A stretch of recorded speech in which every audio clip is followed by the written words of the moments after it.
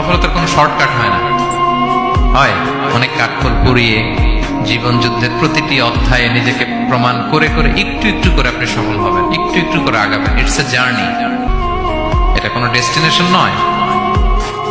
এবং সফল হওয়ার পথ পরিক্রমায় কোনো লিফট নেই, সিঁড়ি বেয়ে উপরে উঠতে হয়। কি বেয়ে? কিন্তু আমরা সফল হতে চাই কিভাবে? ডাইরেক্ট 100 তলায় আমি সফল, উপরে সবার উপরে আমি, এইভাবে চাই সফলতাটা।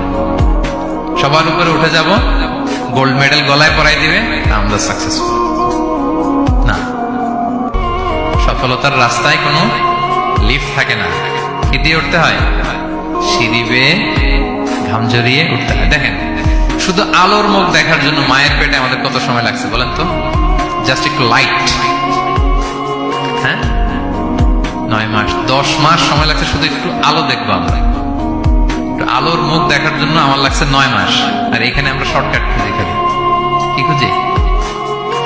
সফলতার কোনো শর্টকাট নেই। অল্প এফোর্টে যারা সফল হতে চায় এরা কোনোদিন সফল হয় না। ইউসুফ আলাইহিস সালামের জীবনীটা একটু খেয়াল করেন, একটু একটু করে তিনি সামনের দিকে গিয়েছেন এবং সবশেষে ইজিপ্টের ফিনান্স মিনিস্টার হয়েছেন। এজন্য ধৈর্য ধারণ করতে হবে, নিজের সর্বোচ্চটুকু